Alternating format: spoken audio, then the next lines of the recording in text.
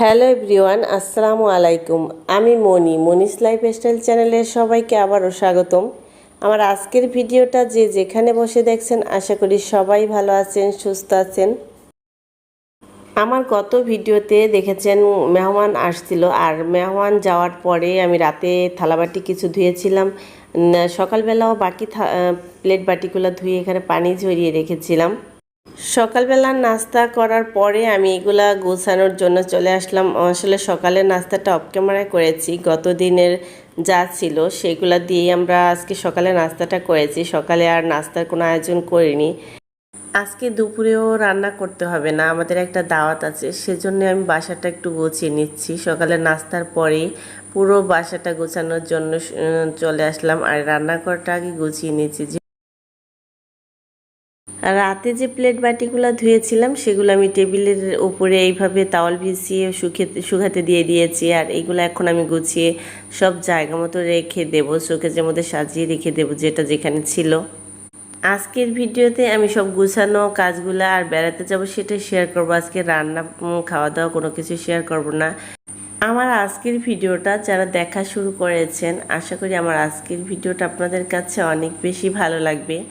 আর আমার ভিডিওটা যদি আপনাদের কাছে ভালো লেগে থাকে, প্লিজ একটা লাইক দিতে ভুলবেন না।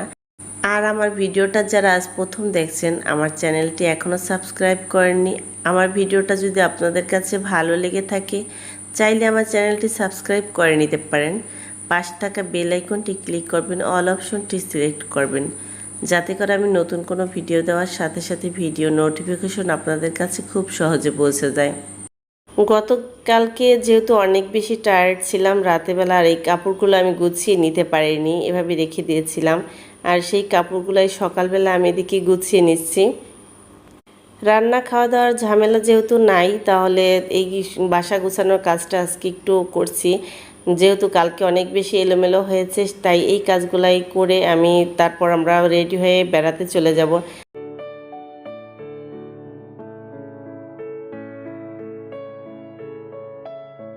প্রতিদিনের কাজটা প্রতিদিন না করতে পারলে দেখা যায় না, পরের দিন করতে গেলে ওই কাজটা পরের দিনের রুটিনের বাইরে গিয়ে অনেক বেশি চাপ হয়ে যায়।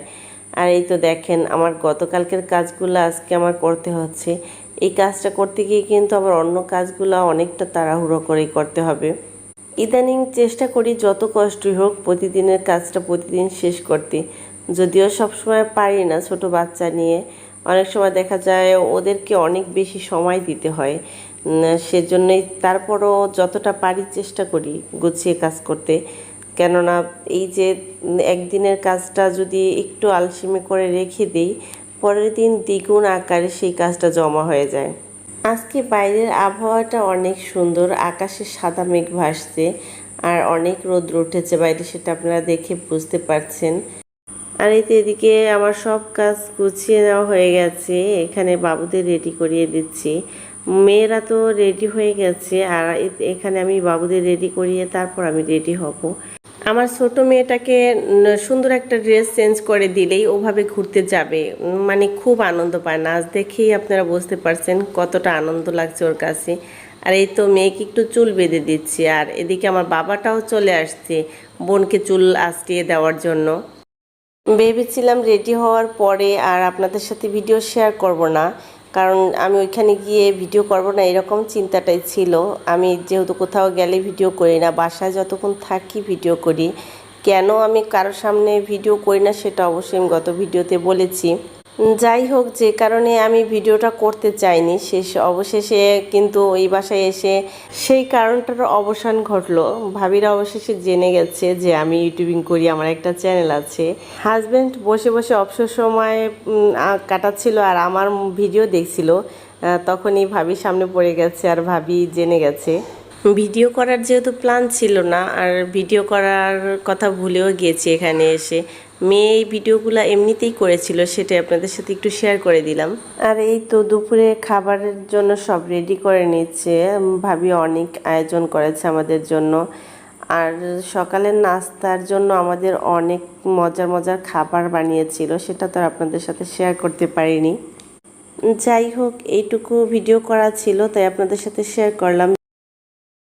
এটা ছিল অন্য আরেক দিনের ভিডিও। হাজব্যান্ড বাড়িতে গিয়েছিল আম আনার জন্য, গতকাল গিয়েছিল। গতকালকে রাতে আমগুলা নিয়ে আসছে, সেটা রাতে আর ভিডিও করা হয়নি। তাই সকালবেলা ভাবলাম যে শেয়ার করি। আমাদের গাছের আম, যেহেতু গাছে আম পেকে গেছে, সেজন্য একটু গিয়েছিল আম আনার জন্য। আমগুলা এত সুন্দর ছিল, মানে দেখি আমার মন ইচ্ছে হলো যে আপনাদের সাথে একটু শেয়ার করি। আমের ঘ্রাণে পুরা বাসা ভরে গেছে, মানে এত সুন্দর একটা ফ্লেভার।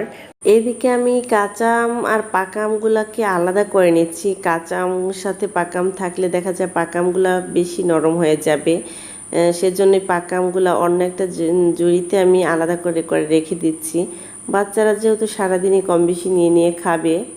বাড়ি থেকে আমের সাথে কিছু চালও নিয়ে আসছিল, ক্ষেতের ধানের লাল চাল। এটা ক্ষেতের ধানের লাল চাল, এটা যারা আসলে লাল চালটা খান তারা তো অবশ্যই লাল চালের সাথে পরিচিত।